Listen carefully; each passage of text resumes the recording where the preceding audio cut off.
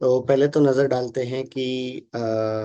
जो अभी की गुजरात की जो मूसलाधार बारिश की स्थिति बन रही है और बाढ़ जैसी स्थिति कई जगहों पे देखने मिल रहा है, उसका कारण क्या है। तो जैसा कि आप देख सकते हैं, अभी गुजरात पर गुजरात के पूर्वी इलाकों पर एक सिस्टम, एक काफी इंटेंस सिस्टम बना हुआ है, जो फिलहाल एक डीप डिप्रेशन है। और इसकी शुरुआत 3-4 दिन पहले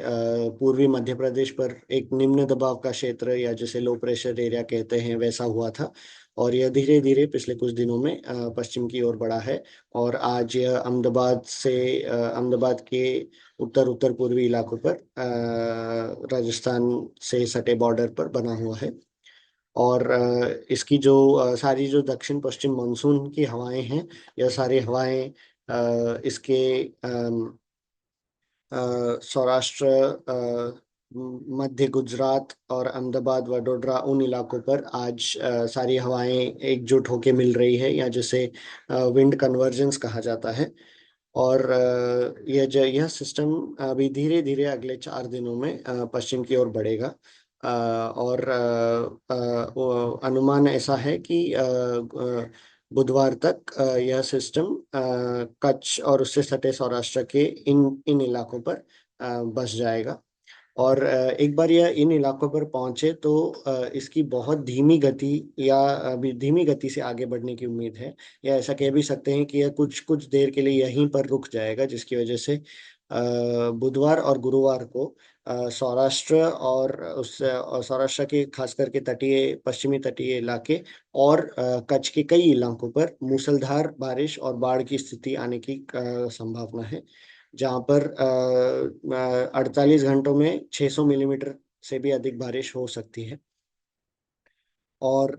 इसकी चेतावनी मैंने 21 तारीख को पहले दर्शाई थी ट्विटर पे, जहाँ पे मैंने कहा था कि 26 तारीख तक एक डिप्रेशन बन सकता है गुजरात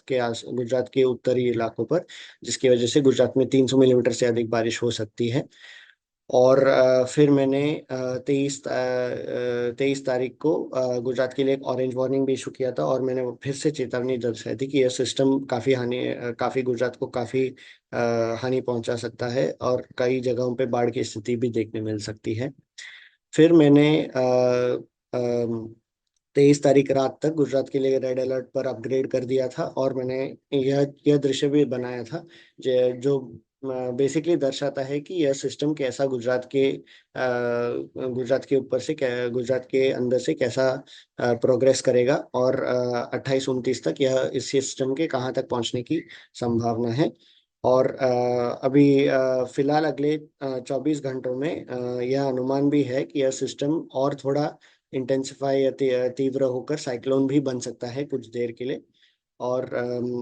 जिससे सिर्फ जो बारिश है, उसकी सिर्फ मात्रा बढ़ेगी, और बाढ़ की स्थिति देखने मिल सकती है।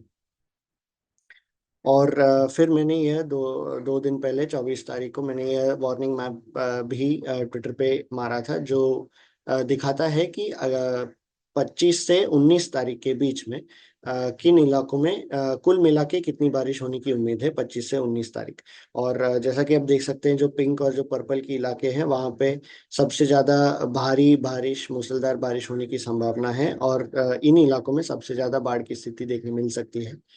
और खास करके जब ये सिस्टम कच्छ और उससे सटे सौराष्ट्र के वहां पहुंचेगा एक आध दिन में, वहां पे पहुंच कर फिर जब वो रुक जाएगा, और उसकी जो गति है वो और बहुत ज्यादा यहाँ से न हिले, उसकी वजह से यहाँ पे जो तटीय इलाके हैं और खास करके कच्छ में 600 मिलीमीटर से अधिक बारिश गिरने की संभावना है अगले 2-3 दिन पर। और अगर हम नजर डालें तो पिछले 24 घंटों में दक्षिणी गुजरात जैसे नवसारी, वलसाड, और